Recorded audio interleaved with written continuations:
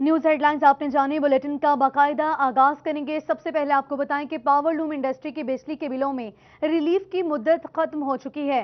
पुराने रेट पर बिल आने से मालिकान की मुश्किलात बढ़ने लगी हैं। महंगी बिजली से सेक्टर नहीं चल सकता। मालिकान का दो टोक मौकिफ, कहते हैं कि बिजली सस्ती ना करने पर फैक्ट्रियां बंद करनी पड़ेंगी, जिससे मजदूर भी बेरोजगार होंगे। आपको बताएं कि इस मौके पर मालिकान का दो टोक मौकफ सामने आया। उनकी जानिब से कहा गया कि बिजली में जो रिलीफ की मुद्दत है वो खत्म हो चुकी है। पुराने रेट पर बिल आने से मालिकान की मुश्किलात बढ़ने लगी। महंगी बिजली से सेक्टर नहीं चल सकता। मालिकान का दो टोक मौकफ, वो कहते हैं कि बिजली सस्ती न करने पर फैक्ट्रीज बंद करना पड़ेंगी, जिससे मजदूर भी बेरोजगार होंगे। पावरलूम इंडस्ट्री की बिजली के बिलों में रिलीफ की मुद्दत खत्म हो चुकी है। पुराने रेट पर बिल आने से मालिकान की मुश्किलात बढ़ने लगी हैं। मजीद तफसीलात जानते हैं फजील अहमद से। फजील अहमद, आगाह कीजिएगा कि किन मुश्किलात का सामना करना पड़ सकता है। जी बिल्कुल, पावरलूम सेक्टर के लिए बिजली के जो बिल हैं उनमें रिलीफ ख़त्म कर दिया गया है। जुलाई के महीने तक जो हुकूमत की जानिब से रिलीफ दिया गया था, अब वो दोबारा से पुराने रेट के ऊपर बिल्स जो हैं वो मालकान को आना शुरू हो चुके हैं, जिसके बाद पावरलूम मालकान की जानिब से तशवीश का इजहार किया जा रहा है कि अगर बिजली के रेट यही रहे तो मालकान जो हैं वो इंडस्ट्री नहीं चला सकेंगे, जिसके बाद बेरोज़गारी जो है वो बढ़ने का खदशा है। मिर्ज़ा शफीक हमारे साथ मौजूद हैं, उनसे पूछते हैं वो क्या कहेंगे इस हवाले से, क्या मुतालबा करेंगे। जी मिर्ज़ा साहब, बताइएगा कि बिल्स दोबारा पुराने रेट के ऊपर आना शुरू हो चुके हैं, क्या मुतालबा करेंगे? हुकूमत को बैठकर आपके साथ लॉन्ग टर्म पॉलिसीज़ जो हैं वो बनानी पड़ेंगी, क्या आपके मुतालबात हैं इस हवाले से? बिस्मिल्लाहिर्रहमानिर्रहीम। ये तो हम पहले ही हुकूमत को कह चुके हैं कि कोरोना की वजह से पिछले कई माह से जो हालात गुजर रहे हैं उसकी वजह से 5 लाख से ज़्यादा मजदूर जो हैं फारग हैं। फैसलाबाद में 2 मिलियन से ज़्यादा मजदूर काम कर रहे हैं। जब 5-6 लाख मजदूर फारग है, 5-6 लाख ख़ानदान बेरोज़गार है, बेचारे एक वक्त की रोटी खा रहे हैं। जो 3 वक्त 2 वक्त की रोटी खाने वाले एक वक्त पे आ गए हैं। ऐसे हालात में ये बिजली के रेट जब 16 रुपये किया 7.5 सेंट पे, तो अब 13 सेंट पे किया तो 21 रुपये 45 पैसे रेट हो गया। अब रेट इतना ज़्यादा बढ़ गया तो उसके बावजूद आप बाहर के मुल्क के साथ जब कोई मुआहदा करेंगे कैसे सर्वाइव करेंगे? आप हमारा दूसरे मुल्कों के साथ जितने मुआहदे हुए हैं वो इसी रेट के 7.5 सेंट साहब के हमने एग्रीमेंट किए उनके साथ, अब यकदम ऊपर चले गए तो वो हम सर्वाइव ही नहीं कर सकते। आज मौका था कि हमें, जैसे बाहर की दुनिया में कोरोना की वजह से लोगों ने जितने कपड़े थे वो फेंक दिए, नए लेने शुरू कर दिए, हमारे मुआहदे बहुत ज़्यादा हुए और पाकिस्तान तरक्की की तरफ जाते जाते यकदम बैक होना शुरू हो गया। ये बहुत बड़ा अलमिया है। हुकूमत को बैठकर इस पे गौर करना चाहिए, वरना ये ऐसे हालात होंगे जो हमारे एग्रीमेंट होंगे वो कैंसिल हो जाएंगे और इंडस्ट्री जो है बंद होना शुरू हो जाएगी। जी बिल्कुल, ये बात आपने सुनी। अगर हुकूमत ने लॉन्ग टर्म पॉलिसीज़ ना बनाई तो जो बाहर के ममालिक के साथ कॉन्ट्रैक्ट किए गए हैं मालकान की जानिब से, एक्सपोर्टर्स की जानिब से, सनतकारों की जानिब से, वो कैंसिल होने के साथ साथ लोकल इंडस्ट्री जो है वो भी बंद हो जाएगी, जिसके बाद जो मजदूर तबका है वो बेरोज़गार होगा, जिससे बेरोज़गारी बढ़ेगी और जो मालकान हैं उनकी मुश्किलात भी बढ़ेंगी। इसलिए हुकूमत को चाहिए कि बिजली के बिलों में रिलीफ, बेरोजगारी बढ़ेगी, लोकल इंडस्ट्री बंद होगी और कॉन्ट्रैक्ट खत्म हो सकते हैं। अपडेट करने के लिए फजील आपका शुक्रिया। एपका से खबर यह कि मुलाजमीन की मुस्तकिली की जाए, तनख्वाहों में इजाफा किया जाए, स्पेशल अलाउंस ग्रुप इंश्योरेंस की रकम भी दी जाए। मुतालिबात मनवाने के लिए एपका का एहतजाज सामने आया। मुतालिबात पूरे होने तक एहतजाज जारी रखने का फैसला हुआ। मुलाजमीन की मुस्तकली की जाए, तनख्वाहों में इजाफा किया जाए, स्पेशल अलाउंस ग्रुप इंश्योरेंस की रकम भी दी जाए। मुतालिबात मनवाने के लिए एपका का एहतजाज सामने आया है।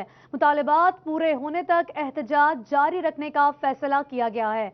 मुलाजमीन की मुस्तकली की जाए और तनख्वाहों में इजाफा किया जाए। इस पर मजीद तफसीलात जानते हैं मोहम्मद रमजान मिर्जा से। रमजान मिर्जा, मुजाहिरीन की जानिब से मजीद क्या मुतालबात सामने आए हैं, आगाह कीजिएगा। बिल्कुल, फैसलाबाद में एपका हाजी इरशाद ग्रुप की जानिब से इस वक्त महका इनहार में जो है वो एहतजाज जारी है। मकसद ये है कि वो तमाम मुतालबा जो कि गुज़िश्ता हुकूमतों के सामने भी रखे और इस हुकूमत की जानिब से जो है वो तनख्वाहों में इजाफा भी नहीं किया गया, इस मामले के ऊपर जो है वो इस वक्त एहतजाज जारी है। हमारे साथ इस वक्त अहदेदार मौजूद हैं, उनसे बात भी करते हैं। बताइएगा सबसे बुनियादी मुतालबा क्या है इस वक्त? बिस्मिल्लाहिर्रहमानिर्रहीम। हमारा जो सबसे बुनियादी मुतालबा ये है कि वो जो हमारी 20-21 की बजट में तनख्वाह में बढ़ाई जाती है तो उसमें कुछ नहीं दिया 2 साल से। तो हमें कम से कम 10-20% तो देते, तो हमें फ्री मुलाजमों का ये सिलसिला चलता है। उन्होंने कुछ भी नहीं दिए। हमारे कुछ लॉस है वो भी नहीं वो दे रहे, कुछ महकमे ले रहे हैं, कुछ को नहीं दे रहे। और हमारे जो फैसलाबाद के पूरे पाकिस्तान के वर्क चार्ज हैं उनको आगे उनकी सैंक्शनें नहीं की जाती मुख्तलिफ महकमों में, तो उनकी जो हुई है उनको सैलरियाँ नहीं दी जाती। मेहरबानी करके जो उनके इंचार्ज हैं उनको सैलरियाँ दे और उनको उनके आगे उनकी सैंक्शन करें। जी बिल्कुल सैंक्शन करें। इसके अलावा बताइएगा कौन सा मुतालबा है? हमारा मुतालबा मेन ये है कि इस महंगाई में 18,000 लेने वाला मुलाजिम कैसे गुजारा कर सकता है, जबकि हमारे वज़ीर पाकिस्तान ने कहा कि मैं 2 लाख लेता हूँ तो मेरा गुजारा नहीं होता। उन्होंने वादा किया था लेकिन अपने वादे से मुनफ़र हो चुके हैं। लिहाजा हमारी पुरज़ोर अपील है कि फिल फौर हमारी महंगाई के मुताबिक तनख्वाह बढ़ाई जाए और इन मुलाजमों को उनके हक दिए जाए। अच्छा आप बताइएगा इस हवाले से जो मुख्तलिफ तरह के अलाउंसेज हैं और ख़ुसूसी तौर पर जो इंश्योरेंस की रकम है वो नहीं दी जाती, उस पर क्या मुतालबा है? जी ये देखें KPK में ये और पंजाब में नहीं दी जाती, जबकि बाकी सूबों में ये इंश्योरेंस की रकम दी जाती है। हमारा मुतालबा है कि जिस तरह बाकी सूबों में रिटायरमेंट पर ये रकम दी जाती है, पंजाब और KPK में भी दी जाए। बिल्कुल। और अगर ये मुतालबात पूरे नहीं होते तो इस हवाले से क्या है, मतलब उस पर भी बात करते हैं। तो सर ये बताइएगा अगर मुतालबात पूरे नहीं होते, बात नहीं सुनी जाती तो एहतजाज जारी रहेगा? इंशाअल्लाह ताला जिस तरह हमारे हाजी इरशाद साहब और अब्दुल अजीज भट्टी साहब, अहमद नवाज बलोच साहब और राना सजाद साहब, ये हमारी डिविजनल टीम है। जो हुक्म भी होगा इंशाअल्लाह ताला हम एहतजाज जारी रखेंगे। अपने मुतालबात तक हम धरने भी देंगे और इंशाअल्लाह ताला इस्लामाबाद का रुख भी करेंगे और लाहौर का रुख भी करेंगे। बिल्कुल। अगर मुतालबात जो है वो पूरे नहीं होते, इनका कहना है भरपूर एहतजाज जारी रहेगा और मुतालबात पूरे होने तक जो है वो एहतजाज को जो है वो मुतालबात पूरे ना होने तक धरने देने का ऐलान किया गया है। शुक्रिया रमजान मिर्जा अपडेट करने के लिए। मकामी सतह पर बिजली से चलने वाली व्हीकल्स तैयार करने वाली सनत को फरोग देने के लिए अहम इकदाम किया गया है। इलेक्ट्रिक रिक्शा, मोटरसाइकिल और गाड़ियों की तैयारी में इस्तेमाल होने वाले पुर्जाजात की बैरून मुल्क से दरामद पर सेल्स टैक्स खत्म कर दिया गया है। मुकामी सतह पर बिजली से चलने वाली व्हीकल्स तैयार करने वाली सनत को फरोग देने के लिए अहम इकदाम। इलेक्ट्रिक रिक्शा, मोटरसाइकिल और गाड़ियों की तैयारी में इस्तेमाल होने वाले पुर्जाजात की बैरून मुल्क से दरामद पर सेल्स टैक्स खत्म कर दिया गया। उमैर अजमत से बात करेंगे। उमैर, इस हवाले से अपडेट कीजिए, इससे कबल कितने फीसद सेल्स टैक्स लागू था और इस इकदाम का मकसद क्या है? जी, हुकूमत की जानिब से इलेक्ट्रिक व्हीकल्स के रुझान को फ़रोग देने के लिए इक़दाम उठाए जा रहे हैं और इस हवाले से जो बिजली पर चलने वाली गाड़ियाँ, रिक्शा या मोटरसाइकिल और ट्रैक्टर्स तैयार करने वाली फैक्ट्रियाँ हैं उनकी रिलीफ देने के लिए इक़दाम उठाया गया है और वो कंपनियां अगर बैरून मुल्क से बिजली पर चलने वाली व्हीकल्स का स्पेयर पार्ट बैरून मुल्क से दरामद करती हैं तो उनको इस पर सेल्स टैक्स से इस्तिस्ना दे दी गई है।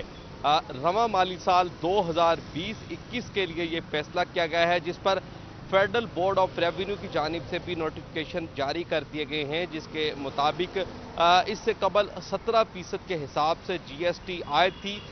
ताहम अभी जो इलेक्ट्रिक व्हीकल्स है उनके रुझान को फ़रोग देने के लिए और उनकी कीमतों को कंट्रोल कम करने के लिए ये इक़दाम उठाया गया है ताकि लोग ज़्यादा से ज़्यादा इस तरह पाएँ, क्योंकि इससे एक तो माहौलियाती जो आलूदगी है उसमें कमी का बायस ये इलेक्ट्रिक गाड़ियाँ बनेंगी, जबकि इसी तरह जो पेट्रोल की कीमत है, फ्यूल की खपत है, उसमें भी कमी आ सकेगी। तो हुकूमत की जानिब से ये फ्यूल से मुतबादल जो ज़राए हैं उस पर लाने के लिए, गाड़ियों का रुझान बढ़ाने के लिए ये इक़दाम उठाया गया है, रिलीफ फराहम किया गया है और 17% GST जो कि बैरून मुल्क से दरामद होने वाले स्पेयर पार्ट पर आयद थी उसको खत्म कर दिया गया है। ठीक है उमैर, आपने अपडेट किया, सेल्स टैक्स को खत्म कर दिया गया, शुक्रिया आपका।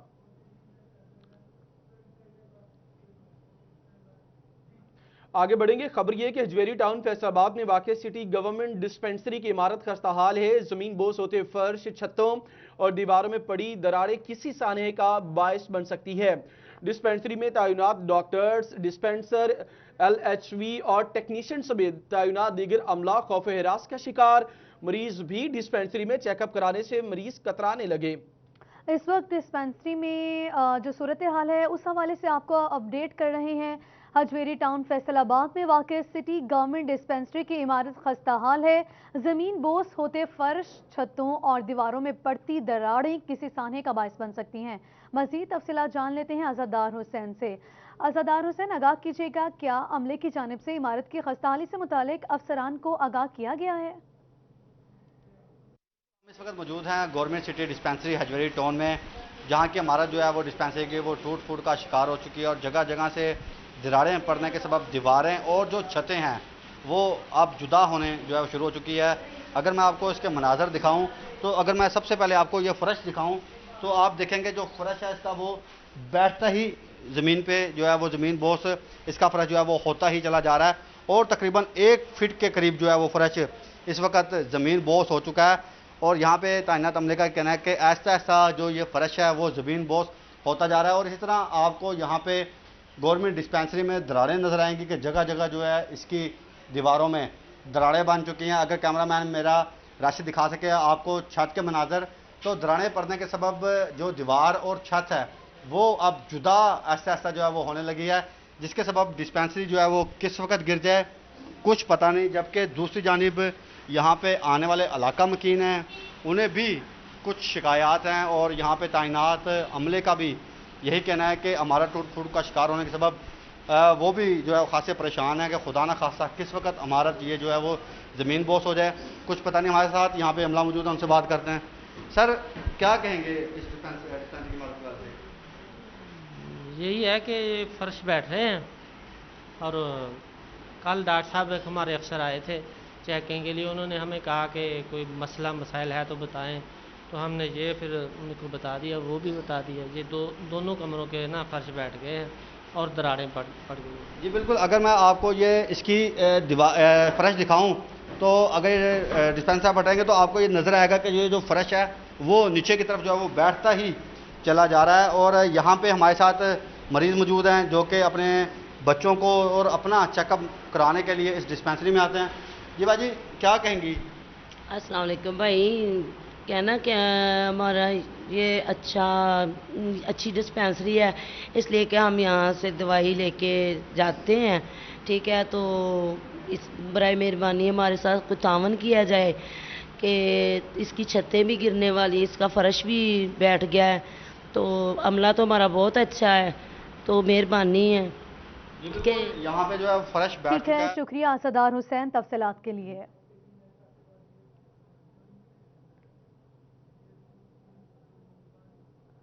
झंग के बासियों के लिए सेहत के मैदान से अच्छी खबर है। DHQ अस्पताल को टीचिंग अस्पताल में अपग्रेड करने के लिए तजवीज़ हुकूमत पंजाब को भिजवा दी गई है। DHQ अस्पताल को टीचिंग अस्पताल में मुंतकिल करने के लिए मुतल्लिका इदारा से मुतवक्किल लागत बारे रिपोर्ट मांगी गई। ब्यूरो चीफ वसीम अहमद से बात करेंगे।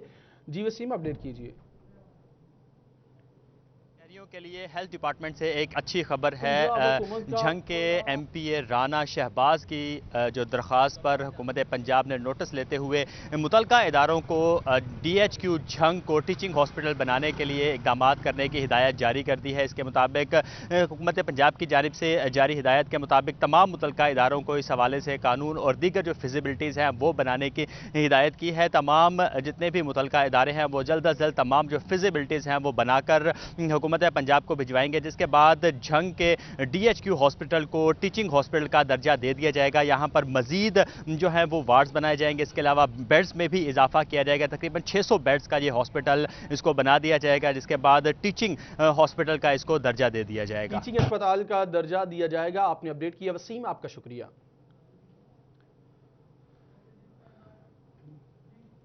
फैसलाबाद का रुख करेंगे और बात करेंगे पंजाब हुकूमत के बड़े मंसूबे की बिल्डिंग प्लान्स को ऑनलाइन करने का फैसला कर लिया गया। जितनी भी कमर्शियल तामीरात होंगी कंप्यूटराइज्ड इंदराज करके कंप्यूटराइज्ड नक्शा ही तैयार होगा। 30 दिन के अंदर मंजूरी करना भी लाजमी होगा। मकसद करप्शन पर काबू पाकर तामीरात के शोबे को फायदा पहुंचाना है। मज़ीद तफसीलात जानते हैं अब्दुल रहमान से। जी अब्दुल रहमान, आगाह कीजिएगा कि इससे कबल क्या तरीक़ेकार राइज था? और बिल्कुल पंजाब हुकूमत का बड़ा मंसूबा है ये, यहाँ पर जितनी भी कमर्शलाइजेशन अब हो रही है, कमर्शियल कंस्ट्रक्शन होगी, जितनी भी कमर्शियल बिल्डिंग प्लान बनेगा वो तमाम कंप्यूटराइज किया जाएगा। इसमें खिदमत मरकज़ में कोई भी कंस्ट्रक्शन करने वाला अपनी फ़ाइल दाखिल करेगा, उसके बाद जितने भी साथ में नक्शे स्कैन होंगे, डॉक्यूमेंट स्कैन होंगे, वो तमाम के तमाम लाहौर में सेक्रेटरी लोकल गवर्नमेंट देख सकेंगे। मकसद इसका ये बताया जा रहा है यहाँ पर, ताकि जो इस सारे मामले में प्लानिंग में करप्शन होती है, जो कंस्ट्रक्शन डेवलप करने वालों को लूटा जाता है, तो उसका तदारुक किया जा सके। हुकूमत कितनी कामयाबी होती है ये बात की बात है। फ़िलहाल अभी यहाँ पर तमाम चीज़ें ऑनलाइन करने का फ़ैसला किया गया है। इस सिलसिले में यहाँ पर जितनी भी डॉक्यूमेंटेशन होगी उसमें जो एडिट किया जाएगा, जिस तरह से नक्शा पास होगा, ना बनाने पर भी कार्रवाई की जाएगी।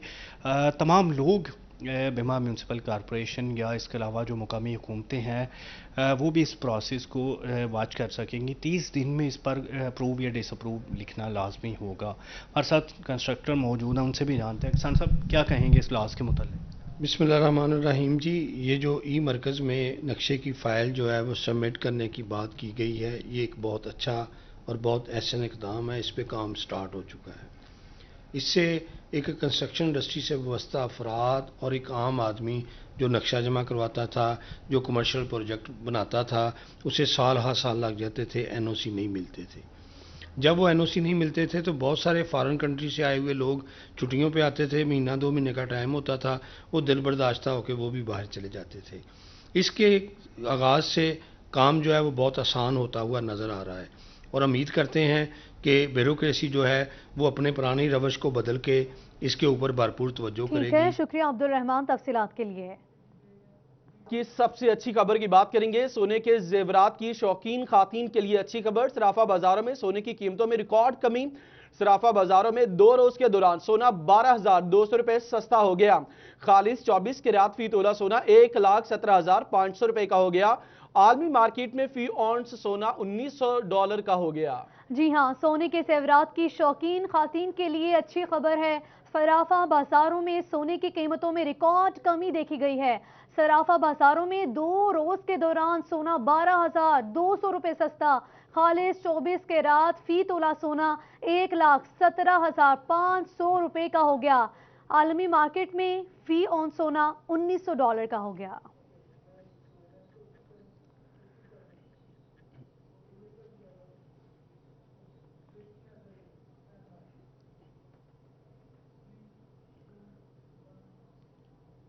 चिन्योट से खबर शामिल करेंगे। चिन्योट शहर तजावुजात की लपेट में, मेन शाहराहों समेत अंदरून गलियों और बाजार में तजावुजात की भरमार। दुकानदारों ने फुटपाथ से आगे सामान रखकर तजावुजात कायम कर ली। पैदल चलने वाले राहगीरों को शदीद परेशानी का सामना है। ब्यूरो चीफ चिन्योट राना आजर नूर अपडेट करेंगे। बिल्कुल, चिन्योट शहर इन दिनों तजावुजात की लपेट में है। चिन्योट की तमाम मेन शाहराहें, वो झंग रोड हो, फैसलाबाद रोड हो या अंदरून शहर, तमाम जगहों पर तजावुजात की भरमार है। मौजूद झंग रोड पर खास ये झंग रोड का इलाका है और यहाँ पर जो है हर तरफ जो है तजावुजात की भरमार है। दुकानों के बाहर जो है थड़े लगे, साथ साथ मोटरसाइकिल रक्षा जो है उनका एक यहाँ पे स्टैंड बनाया गया है। इस तरह मुख्तलिफ मकामात पर जो है पार्किंग की गई है, जो कि एक गैर कानूनी भी है, जबकि इंतजामिया की जानिब से कोई यहाँ पर इकदाम नहीं किए गए हैं। अगर आप चले जाएं अंदरून शहर में तो वहाँ पर भी दुकानों के बाहर जो है मुख्तलिफ स्टॉल्स लगे हैं, जिसके बाइस परेशानी है मकीनों को, जिसके बाइस उनका मुतालबा है कि जो इंतजामिया है वो इसको देखे और जो शहर की मेन शाहराएँ और जो मेन बाजार हैं वहाँ से खत्म किया तजावुजात, ताकि जो आम शहरी और खवातीन वहाँ पर आती हैं उन्हें मुश्किल ना पेश आए। अपडेट करने के लिए आपका शुक्रिया। एक्साइज डिपार्टमेंट की जानिब से 2019 में स्मार्ट कार्ड के इजरा का आगाज किया, लेकिन टोबा टैक्सिंग में लोगों को कार्ड्स ना मिल सके। 2020 का एक भी स्मार्ट कार्ड ना मिल सका। मजीद तफसीलात जानते हैं शाहिद महमूद से। जी बिल्कुल, अगर बात की जाए हुकूमत की जानिब से गुज़िश्ता साल जो है स्मार्ट कार्ड का इजरा किया गया, लेकिन इसका जो है अमली तौर पर आवाम को इतना ज़्यादा फ़ायदा नहीं हो सका जितना होना चाहिए था। गुज़िश्ता साल की अगर बात की जाए उसमें बड़ी तादाद में अभी तक लोग स्मार्ट कार्ड के मुंतज़िर हैं और 2020 की अगर बात की जाए तो अभी तक एक भी स्मार्ट कार्ड जो है लोगों को नहीं मिल सका। क्या वजह है? इस वक्त मेरे साथ डिस्ट्रिक्ट इंचार्ज जो है मौजूद हैं एक्साइज डिपार्टमेंट के शेख सईद, उनसे बाद में। शेख साहब, किस तरह देखते हैं 2020 ख़त्म होने को, लेकिन अभी तक किसी भी एक शख्स को स्मार्ट कार्ड नहीं मिला और 2000 अपनी कैपेसिटी का इंक्रीज की है विद 3 मंथ तमाम प्रेगनेंसी भी ख़त्म होगी और नए भी कार्ड बनेंगे और डायरेक्ट लाहौर से ही वो डिस्पैच होकर मालकान तक पहुंच जाएंगे। उसमें इस दफ्तर तक आने की ज़रूरत नहीं होगी। जो इधर डेटा जाएगा वो कार्ड बनेगा और TCS के थ्रू मालिक तक वो डिस्पैच कर देंगे। अच्छा सर, अगर बात की जाए इसमें 2019 के तकरीबन अभी तक 7,000 से ज़ायद जो है अभी तक स्मार्ट कार्ड रहते हैं और 2020 के 5,000 से ज़ायद हैं, तो किस तरह समझते हैं लोग तो यहाँ पे आ रहे होंगे, उनको परेशानी का सामना है क्योंकि वो पैसे सब कुछ तो जमा करवा चुके हैं। जी आपने बिल्कुल दुरुस्त फरमाया, लेकिन वो ऐसा था कि कुछ मटेरियल का मसला बना हुआ था, कुछ मशीनें कम थी, लेकिन अब पूरी इस्तादात के साथ मशीनें भी काम कर रही हैं और मटेरियल भी पूरा है और विद इन 3 मंथ तमाम प्रेगनेंसी और करंट भी। ठीक है, शुक्रिया शाहिद महमूद तफसीलात के लिए। चिन्यूट के जूनियर्स वकला के चैम्बर्स के मामले के हवाले से बात करें तो सदर district bar association Mohammad Irfanul हक एडवोकेट ने 9 रुकनी कैबिनेट कमेटी बना दी है। उन्होंने कहा चैम्बर की शॉर्टेज है, बिला तफरीक जूनियर्स वकला के लिए चैम्बर्स अलॉट करवाएंगे। इसी पर बात करेंगे, हमारे साथ बाबर मुनीर मौजूद हैं। जी बाबर। के बाद चिन्योट में भी जो चैम्बर्स हैं उनका काल पड़ गया और जो खासतौर पर जूनियर वकला हैं उनके लिए चैम्बर जो है वो नाकाफ़ी हैं, जिस पर मसाइल जो हैं वो सामने आ रहे थे। सदर बार मोहम्मद इरफानुल हक पुरी की जानिब से एक 9 मेंबरान पर मुश्तमिल कैबिनेट कमेटी जो है वो बनाई गई है, जिन्होंने ये सारा डिसीजन करना है कि कब तक ये चैम्बर जो है वो बनाए जाएंगे। इसी सिलसिले में सदर बार हमारे साथ मौजूद है, उनसे बात करते हैं। सर, देखा गया था कि आपका भी स्लोगन था जब आप इलेक्शन में आए कि जूनियर्स के जो मसाइल हैं, खासतौर पर जो चिन्योट में चैम्बर का मसला था उसे जो है वो हल किया जाना था। इस हवाले से क्या समझते हैं? अभी एक आपने कैबिनेट कमेटी भी बना दी है, कब तक ये मसला हल हो जाएगा? बिस्मिल्लाहिर्रहमानिर्रहीम। हमने चिन्योट बार के अंदर जो चैम्बर्स का इस वक्त प्रॉब्लम है, इशू है जूनियर्स के हवाले से, इंशाअल्लाह हम तमाम जूनियर्स को अकोमोडेट करेंगे, उनके लिए चैम्बर्स बनाएंगे। हमारी हद्दुल इम्कान हद तक यही कोशिश है कि जूनियर्स कोई ऐसा रह ना जाए जिसके पास चैम्बर ना हो।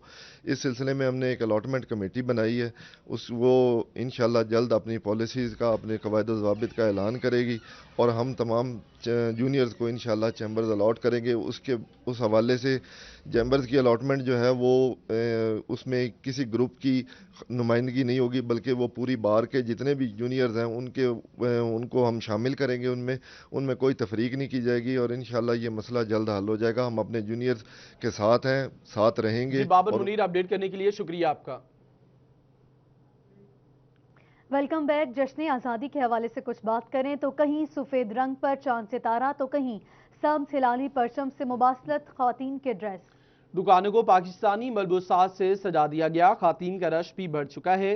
इसी पर बात करेंगे, शाहिदा परवीन हमारे साथ मौजूद हैं। जी शाहिदा।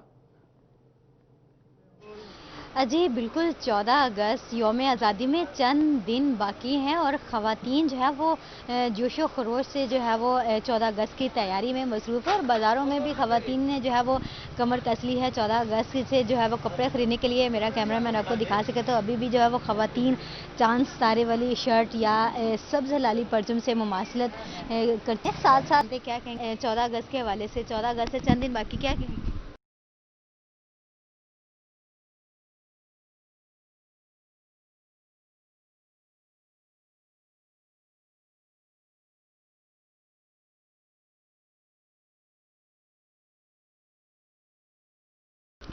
जी बिल्कुल, हमारा इंडिपेंडेंट डे आ रहा है और हमें पता है हमारे पुरखों ने कितनी कुर्बानियाँ दे के हमारा ये पाकिस्तान हमें मिला था और कितनी खून की नदियाँ बही थी। और हम ये बच्चों को साथ साथ बता भी रहे हैं कि हमारे सब्ज़ हिलाली परचम का मतलब क्या है। इसमें सफ़ेद रंग की चीज़ की अक्कासी करता है और सब्ज़ रंग की अक्कासी करता है और कायदे आज़म का ये पाकिस्तान है। कायदे आज़म का फरमान था कि इसमें तमाम लोगों को आज़ादी है और अल्हम्दुलिल्लाह हमारे पाकिस्तान में तमाम लोग आज़ाद हैं। अल्हम्दुलिल्लाह पाकिस्तान में सब लोग आज़ाद हैं। एक और है खातून, उनसे जानते हैं। मैडम बताइएगा, तमाम लोग आज़ाद हैं, अभी दुपट्टे जो हैं वो ओढ़ कर देखे जा रहे हैं, क्या कहेंगे 14 अगस्त में कैसी तैयारी? जी बहुत अच्छी तैयारी हो रही है क्योंकि हम आज़ाद मुल्क चाहते थे और अल्लाह ताला ने हमें आज़ाद मुल्क दिया और इसमें हम सब जो तमाम मज़ाहिब के लोग हैं उनकी सबका जो है ना वो पाकिस्तान साझा पाकिस्तान है और हमें खुशी है कि हम मिलजुल कर इस पाकिस्तान की खुशी मनाने में सबके साथ पाकिस्तान की खुशी मना रहे हैं। एक बच्ची जो कि अभी अपना ड्रेस लेकर खड़ी है, उनसे पूछते हैं कि उन्हें जो ड्रेस उन्होंने पकड़ा है वो पसंद है। बच्चे आप बताइएगा, आपको जो आपने ड्रेस पकड़ा है अभी, सब जो है वो ट्राउज़र सफ़ेद है और सब शर्ट पकड़ी है, ये 14 अगस्त पे पहनने के लिए खरीदी? जी जी बिल्कुल, ये 14 अगस्त पे पहनने के लिए खरीदी है। 14 अगस्त पाकिस्तान बना था 14 अगस्त। 14 अगस्त हम हर साल मनाते हैं। 14 अगस्त की हम शॉपिंग कर रहे हैं, तो फिर हमने कितनी शॉपिंग रहेगी कि इसके साथ के जो है वो ज्वेलरी भी खरीदी जाएगी, बूंदे भी खरीदे जाएंगे इसके साथ? जी बिल्कुल, इस बच्ची का ये कहना है कि हर साल जो है वो। जी शाहिदा, आपने अपडेट किया फैसलाबाद से, आपका शुक्रिया। आप कमालिया का रुख करेंगे, रिजवान खान हमारे साथ मौजूद है। रिजवान, आप बताइए कैसी तैयारियां हैं? जी बिल्कुल, आज़ादी अल्लाह ताला की बड़ी नेमतों में से एक नेमत है। इस्लामी जमहूरिया पाकिस्तान के जितने भी पाकिस्तानी जवान हैं, शहरी हैं, तमाम जो है 14 अगस्त जश्न आज़ादी पाकिस्तान को मनाने के लिए पुरजोश दिखाई देते हैं। बड़ी तादाद में कमालिया के मुख्तलिफ चौकों चौराहों में सब्ज़ हिलाली परचमों की बहार दिखाई देती है। बात करेंगे, शहरी खासे पुरजोश दिखाई देते हैं। भाईजान, क्या कहते हैं आप इस हवाला से? जश्न आज़ादी है, आप यहाँ पर मौजूद हैं, मुख्तलिफ सब्ज़ हिलाली परचम खरीद रहे हैं, मुख्तलिफ अशिया खरीद रहे हैं। जी बिल्कुल, जैसे जैसे आज़ादी का मौका करीब आ रहा है वैसे वैसे वहाँ में जोशो खरोश भी बढ़ रहा है। बाज़ार में काफ़ी रौनक हो रही है 14 अगस्त की आने की खुशी में। जिस तरह हमेशा ऐसे ही 14 अगस्त मनाई जाती है, इस तरह भी आवाम में जोशो खरोश बहुत ज़्यादा पाया जा रहा है। ऐसे ही हम भी अपने छोटे भाई के लिए वो ज़िद कर रहे थे, उनके लिए झंडियाँ वगैरह, बैजेस वगैरह लेने आए हैं और अपने घर पे झंडे वगैरह लगाने के लिए सारा कुछ यहाँ से भी ख़रीद रहे हैं। कुछ कपड़े वगैरह ख़रीदने हैं बच्चों के लिए, ताकि वो सब्ज़ लाली परचम की तरह उनके रंगों में रंग जाएं। जी बिल्कुल। जी बिल्कुल, जैसे कि इनका कहना है कि बच्चों के लिए जो है जश्न आज़ादी के कपड़े भी खरीदे जाएंगे ताकि बच्चे जो है। बहुत शुक्रिया आपका अपडेट करने के लिए।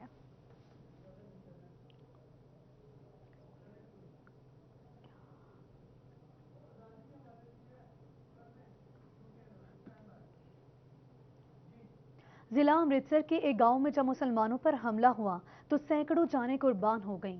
खातीन की इज्जतें पामाल हुई, बच्चों और बुजुर्गों को बेदर्दी से शहीद कर दिया गया। इस कठिन दौर से गुजरकर बुचियाना आने वाले हसन मोहम्मद खां और मोहम्मद सादी की कहानी बताएंगे राना एहसान अली। आज़ादी की नेमत हमें यूं ही हासिल नहीं हुई, इसके लिए हज़ारों कुर्बानियां हमें देनी पड़ी हैं और पाकिस्तान की बुनियादों में शहदा का खून है, इसीलिए ये पाकिस्तान हमें हासिल हुआ है। एक ऐसे बुज़ुर्ग आज मेरे साथ मौजूद हैं जिन्होंने पाकिस्तान को अपनी आंखों से बनते हुए देखा। हसन मोहम्मद खान, उस वक़्त 15 साल की उम्र थी उनकी, और उन्होंने वो तमाम माजरा देखा कि किस तरह ख़वातीन की इज़्ज़तों को पामाल किया गया, किस तरह बच्चों और बड़ों को बेदर्दी से कत्ल किया गया और फिर जाके कहीं पाकिस्तान जैसी नेमत हमें जो है वो मौसूल हुई। मेरे साथ हसन मोहम्मद खान मौजूद हैं, उनसे बात करेंगे। अंकल बताइएगा, कब ये वाक़या हुआ, जब आप कितनी उम्र के थे? 15 साल। अच्छा, तो क्या वाक़या पेश आया जब वहाँ से आप आने लगे इस तरफ, पाकिस्तान की तरफ आए? ये जो वाक़या होया वा उदों सुते पे ये गल जसे पे। अच्छा, जैसे रात सुते पे बड़ टुक बड़ी हुई है ते अल्लाह कोई बंदे बच गए, कोई बड़े टुके गए। फिर मुड़ के गाड़ी ये गल पे असी फिर साडा काफिला बनया, वो फिर तुरे। अच्छा, तुर के फिर असी आए हैं कोई 5-4 दिनों च लाहौर। अच्छा, लाहौर आन के ते फिर इत्थे फिर आपो आप फिर जिधर दियां ਤਿਆਰੀਆਂ ही लोगों ਦੀਆਂ ਜ਼ਮੀਨ ਪਾਉਣੀ जो होना आपो अपने फिर खिलर पुलर ਜਦੋਂ गए। ਤੁਸੀਂ ਉਧਰੋਂ ਵਾਪਸ ਆਏ ਜੇ, ਮਤਲਬ ਰਸਤੇ ਦੇ ਵਿੱਚ ਸੀ, ਕਿੰਨੇ ਦਿਨ ਤੁਹਾਨੂੰ ਲੱਗੇ ਲਾਹੌਰ ਪਹੁੰਚਦਿਆਂ ਔਰ ਕੀ ਮਾਜਰਾ ਉੱਥੇ ਪੇਸ਼ ਆਇਆ ਸਾਰਾ? ਉੱਥੇ ਮਾਜਰਾ ਪੇਸ਼ ਆਇਆ ਵੀ ਸਾਨੂੰ ਰਾਹ 'ਚ ਵੀ ਵੱਢ ਟੁੱਕ ਚੰਗੀ ਹੋ ਗਈ ਹੈ। ਜਿਹੜੇ ਰਾਤ ਕਾਫਲਾ ਉੱਥੇ ਖਲੋਤਾ ਵਾ, ਫਿਰ ਰਾਤ ਸਾਨੂੰ ਫਿਰ ਜਸੇ ਪਏ ਉੱਥੇ, ਫਿਰ ਚੰਗਾ ਸਾਡਾ ਨੁਕਸਾਨ ਬਹੁਤ, ਵੱਢ ਟੁੱਕ ਬਹੁਤ ਦੁਨੀਆ ਮਰੀ, ਸਾਡੇ ਬੜੇ ਬੰਦੇ ਵਿੱਚੋਂ ਮਰੇ ਆ। फिर मुड़ के अल्लाह का दिन चढ़िया, फिर अं लाहौर आए हैं तो जे चौथे दिन अं आए हैं, तो उतों फिर मुड़ के फिर गाड़ी सही जे जिधर जिधर मूँह होए उधर फिर पिंडां नूं चले गए। अच्छा, ਤੁਸੀਂ ਕਿੰਨੇ ਜਾਣੇ ਆਏ ਹੋ ਇੱਥੇ, ਮਤਲਬ ਕਿੰਨੇ ਜੀ ਸੀ ਘਰ ਦੇ ਤੁਸੀਂ? ਅਸੀਂ ਕੋਈ ਆਏ ਨਾ 100-150 है ही सीगा। कोई राज खत्म हो गए, कोई अही ऐसे 100-150 जी थी। ठीक है, शुक्रिया राना एहसान तफसीलात के लिए। जंग में पाकिस्तान मुस्लिम लीग नून की जानिब से यौम आज़ादी के हवाले से प्रोग्राम तश्कील दे दिया गया है। यौम आज़ादी पर चारों तहसीलों में साइकिल रैली का इनेकाद किया जाएगा। इसी पर बात करेंगे अवैस खान से। बिल्कुल यौम आज़ादी के हवाले से पूरी पाकिस्तान में नौजवान हों, सियासी नुमाइंदे हों या फिर आम आवाम हो, उसमें खासा जोश व जज्बा पाया जा रहा है। पाकिस्तान जंग में मुस्लिम लीग नून की जलई बॉडी की जानिब से आज MSF के अहदेदारों के साथ मुलाकात की गई है। इस मुलाकात में यौम आज़ादी के हवाले से तमाम तर जो लाएमल तश्कील दिया गया है, नौजवानों को जो है वो सेहतमंद सरगर्मियों की तरफ राग़िब करने के हवाले से इकदाम का जायज़ा लिया गया। मेरे साथ ज़िले जनरल सेक्रेटरी आसिफ अली शाहिद मौजूद, उनसे बात करेंगे। सर बताइएगा क्या हिकमत अमली तय की गई है यौम आज़ादी के हवाले से? पाकिस्तान मुस्लिम लीग नून ज़िला झंग और MSF ज़िला झंग के बाहमी इश्तराक से जश्न आज़ादी की तकरीबात का हम आगाज़ कर रहे हैं। ये पूरा हफ्ता की तकरीबात होंगी।